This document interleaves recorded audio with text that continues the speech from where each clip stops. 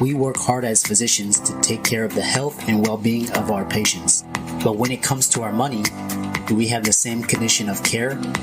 Probably not. Let's change that together. Welcome to the Financial Freedom for Physicians podcast, where we'll fight and advocate for your financial literacy. As always, I'm your host, Dr. Christopher Liu. Thanks for being here. Let's jump into the show.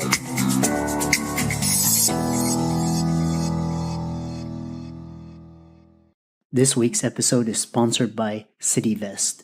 CityVest has quickly become the most popular and best way for doctors to invest in top-performing real estate private equity funds that are usually reserved for institutional investors. This unique access to investing in these institutional funds is available for the first time ever through CityVest's easy and secure online investment platform. CityVest does the hard work of conducting due diligence and vetting the investments. They even get a third-party due diligence report that is posted on their website. As a result of aggregating a several million-dollar investment amount into their access funds, CityVest gains access to investing in the institutional investment and is able to negotiate better investment terms such as a 12% preferred return. You can check them out at cityvest.com or go to the link in the show notes below. Welcome, everybody, to this week's podcast episode for the Financial Freedom for Physicians podcast. I'm your host, Dr. Christopher Liu. And as you know, I talk about 4 pillars of freedom: time, financial, location, emotional freedom. And the podcast has grown since 2020. Initially had physicians that are guests in the audience, and now it's grown and expanded. So now hopefully both the audience and the guests can learn from each other. So in that light, I have Dr. Chen, and she's the host and founder of The Real Estate Physician, and she's her unique selling proposition. She's in the niche of real estate syndicates. So today, and I know it's a very popular field for physicians. So we're going to talk all about real estate investing, passive investing. So Cherry, welcome. Yeah. Hey, Chris, thanks for having me on. And I definitely resonate, with those 4 pillars and values you mentioned. And it's, the same exact ones actually when I think about investing. So I'm really glad we align on that. Hopefully we can have just a really great conversation today. Yeah. No, we had, we know you had a couple of, you do the Real Estate Physician. It's a newsletter, a blog, a lot of information and education for physicians interested in real estate investing. And what's interesting is you're on the passive investing side. So we'll get more into that, but tell us more about your background, your bio, and how you got started. Yeah, so I'm an internal medicine hospitalist. So it's about 7 years in. Feels a lot longer sometimes, but I started, basically investing or looking into investing first year as an attending, right? And it's really self-taught, self-guided, because I'm sure you and our listeners understand we weren't taught. So everything with medicine has been like so straightforward. Spoon-fed to you. Of course, we have to study, but it was a very set, path, right? But that didn't involve anything about finance or investing besides the 401k, which is what I was investing into. But it really just started with being a curious person, and I was just, wondering, hey, is there anything else besides my 401k I can invest into? I was getting paid as an attending. I was like, okay, this is extra cash. Well, what can I do with it after, putting into my 401k? So it really honestly started with that. And then understanding just, real estate intuitively. I had never invested before. And so having lived in apartments through med school and residency, it was like, I think we can all understand it, but I really didn't know anything beyond, getting, a rental and put it on Airbnb. And that's kind of where I just started, learning and devouring everything on the internet, basically. Yeah. I know before we get, we'll get into this question is, real estate, especially real estate investing and especially syndications are very popular for physicians. So, in a nutshell, because physicians are a very unique cohort because they're high income earners, but tell us, why the specific advantages of real estate investing over, a 401k or the equities. Yeah, and honestly, I didn't know any of that before I started investing even into real estate, into my first, syndication. But I would definitely say it's, rather than look at, hey, what are the specific returns, really understanding the asset class as a whole, but also understanding yourself, right? So why I personally enjoy, into investing into syndication is I like to remain passive. I'm working as a hospitalist. I don't want to, dig into every market and have to dig through all this data or underwrite these deals, talk to brokers 24/7 to find that one property, right? That might take hundreds, if not thousands of hours. And then that's just the beginning, right? And then after you get a property under contract is the management. You can have a third party, but it doesn't relieve you of all of your responsibilities, right? And so I wanted to be as passive as possible.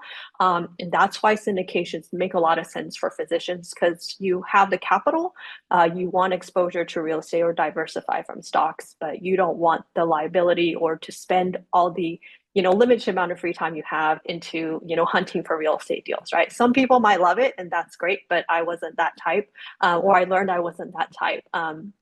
And then just the investment itself, most of my investments or what we share are apartment buildings, right? And so you do give yourself, in my opinion, less risk when you have 200 units versus a 1 unit by one occupant, right?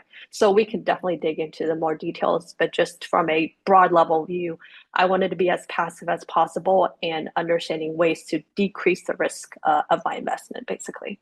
Yeah.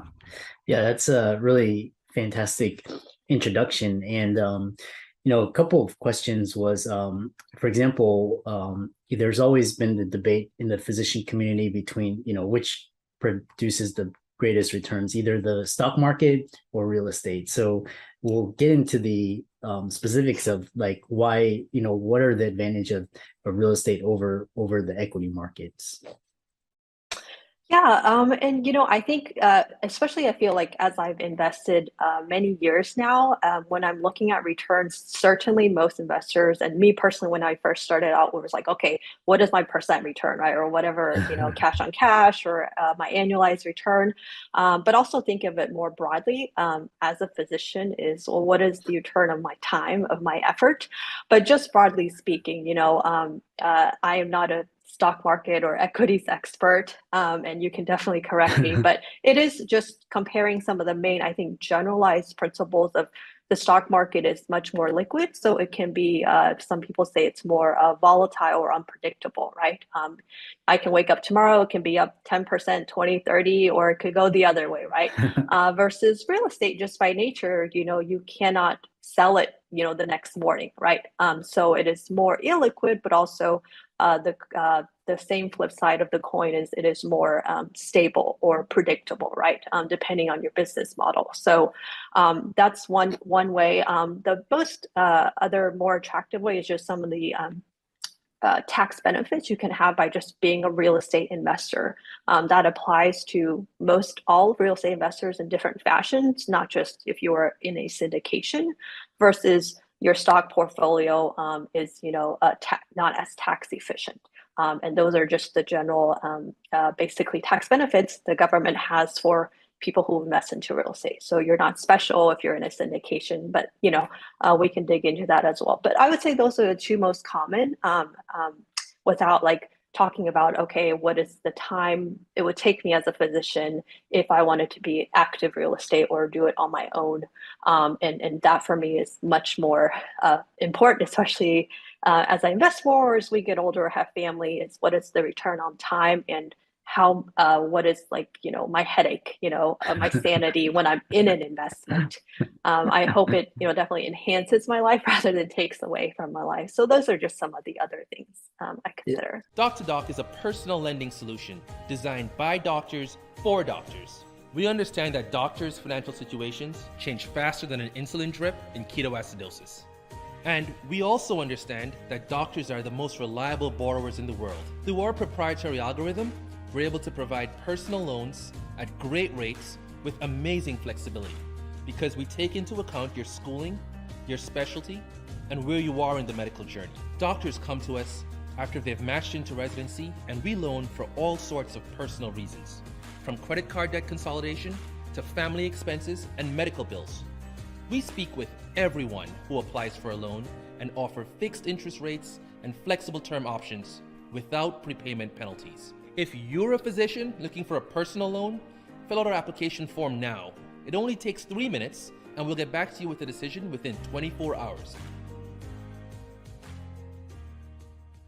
I've been talking a lot with my physician colleagues, recently, and they're, just with the market volatility and, companies can go under, and especially in this time, hard assets, real estate, gold, all of these things are very nice to hold because, it's physical and tangible. So, and you control it. Two questions I had. The first question I had was, you can do active, which is like essentially being a landlord, which, a lot of physicians shy away from. It's not a really good return on your time or capital. If you, for example, if you want to invest in syndications, which is a passive way, what's the difference from REITs? Like they're both passive, right? So tell us about that. Yeah. And I've actually never invested into a REIT, real estate investment trust, but you can, buy the stock, right? Hopefully I'm saying it correctly because I just don't do that. But, and then the inside of it, the company might hold shares of apartments, right? So when you look at it as an investor, I think you see, okay, I'm investing into apartments or self-storage, right? But because of the way the investment vehicle is created, you have different benefits that pass down or do not pass down to you, right? And so whenever you invest into a REIT, you purchase it, it is more liquid, right? Because you can sell it tomorrow if you wanted to. You don't have to hold it long-term like real estate, but then you don't receive the tax benefits as if you were actually an equity owner or holding the real estate yourself. You're holding paper shares of a company that then purchases these shares. So you don't get any of the tax benefits. Versus when you invest into a real estate syndication or go purchase your own, properties, you actually hold equity. Therefore, you receive the tax benefits that do get passed down to you as an equity owner. And when you invest into a syndication, as a passive investor, all of those benefits do get passed on to you. So that's just a good, nice benefit, right? Of that. So that's one of the main differences, short of understanding the liquidity and illiquidity of REITs being on the stock market. Yeah. I think the number one depreciation is like phantom income. So it's it's almost like you're making money, and it's you can hold a lot of real estate, and on paper you look poor because of all of the depreciation and the tax benefits. So go ahead. Oh no, yeah, and that's I was like, especially when I first heard it for the first time, I was like, I don't know what that means. But just why real estate, why many people hold it, outside of stocks or whatnot, is it's just think, well, if I make an investment, if I actually get to keep more of my money, as we understand as doctors, if I actually got to keep what my my W-2 salary was, you'd have more money, right? And so those tax benefits you get as a real estate investor basically just allows you to hold on to more of that money that was coming back to you rather than it being taxed away. Yeah. The other question I had was a lot of so this question between direct active and passive, and do you think in your experience, because I started out with direct active real estate investing, and that really taught me a lot of business skills, but it took a lot of time. Can physicians just go directly towards the passive side, or you think it's better to own one or two properties just to get a good feel of it and then move into passive? What are your thoughts on that? Yeah, I think it's definitely, personality specific and, what your goals are. I actually think, personally, I would say it's the other way around, where I think it's easier to go into maybe one or two passive deals, see how you like it, see how generally real estate works, and in that process, educating yourself, right? And then if you're like, hey, I love, reading these reports and financials, I love reading what the property management is doing, I want to go do this on my own, right? So I think it's otherwise the other way around. But it's it really just depends, because I see several physicians who go out and then purchase several rentals within a year, right? That's kind of, I think we're grateful or blessed in that way, where we have the capital, you can get the loan. You're not saving up 3 4 5 years possibly to get a loan, and so I think in that way we have much lower, I guess, obstacle to go purchase. But I think then you need to really understand, but not only purchase, right, but knowing you're actually buying the right kind of property, right? It's different to win a property versus the cash flow, the management, the operations. And when you are a passive investor, like I mentioned, it's usually these 200-unit apartment buildings where the property itself can support a third party, professional management company who, you have a leasing agent, you have maintenance, you have marketing. The property can support that because it is just much larger scale, right? And so I think that's easier, because then you can learn from all of that, as a passive investor, ask as many questions as you want, rather than jumping. And most of these syndications, the minimum is 50,000, which might be less than what you would be putting down, on a rental, for example. Yeah, yeah. Those are all good pearls and tidbits. For someone that's really, someone who's listening to this and interested in syndications, you mentioned, when you were starting out, some resources. What are some resources or books or blogs or, YouTube channels that really helped you? Yeah, so I basically just literally, I'm an internist as well, so I like to pretty much learn every little detail. But I basically just read everything I could get my hands on. Podcasts, I love podcasts, so that was a great way for me to learn. And there was something really specific, for physicians, maybe one or two resources. So that's kind of what I built, the real estate physician platform off of. But I would say most people would say Bigger Pockets is just a great resource, because it's very community friendly, education friendly, and it covers just such a broad range, not only syndications, right? And so I would definitely say start there. If you're brand new into real estate, I think that's a great resource. Yeah. And there's so much, podcasts, YouTube, you can Yeah. go on this. Yeah, it's overwhelming. It's definitely overwhelming. And I think that's why it's nice to have, whether, your podcast, right? It's directed toward physicians. The real estate physician platform is directed. I kind of basically created what I would have wanted, and helping physicians answer questions in 30 minutes, rather than you coming home, you're busy, and then you put it off for another year, right? And so it's just to make it easier for people who are in the same space as you. Yeah. And then, now you meant, because really what's interesting is you created a platform, the real estate physician. I know you've done syndicates in the past, and, a lot of people are interested in learning more about you, following you, visiting you. How can they do that? Yeah, the easiest way is just the realestatephysician.com. And whenever you sign up, there's definitely more information there. I wrote a 72 page guide for physicians. So if you're first time looking, the whole point is not to convince you that syndications, are the best thing, or you hear other people talk about it, so you have to do it. The main point was this serves as a primer, and you should definitely be able to finish it within 2 hours.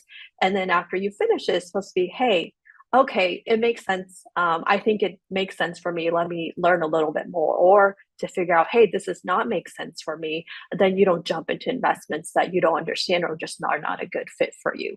And then I connect with all of our investors on the phone, because I really want to get to know everybody. And so that's a great way to reach me if you're interested.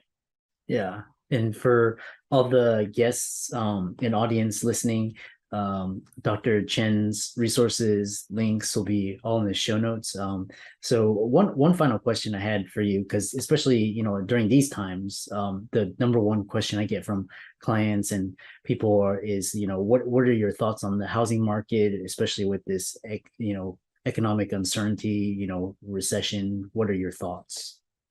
Yeah, that's a hard question. But I would say so. I would say definitely, real estate has, and I believe is, local, if not hyper local, right? So to really I would say, sift through the data in an educated way, right? Because there's clickbaits just across, all platforms and in all the areas, right? And so you see real estate recession, but what state, what market, there's the US is so big, right? So I would definitely say read everything with a grain of salt, but also, talk to people who are actually doing it, right? Rather than a clickbait headline. Like, for example, we have a lot of properties in Texas, right? And so, for example, whether it's recession coming up or we are in a recession or when COVID hit and everybody thought, it would be a disaster, right? In fact, all of the housing fundamentals actually improved and strengthened, for example, in Texas through COVID, because there were trends such as people moving, jobs moving, headquarters moving that happened before COVID and in fact strengthened more through COVID. So we saw rents go up, in fact, in Texas, right? When people thought it would plummet.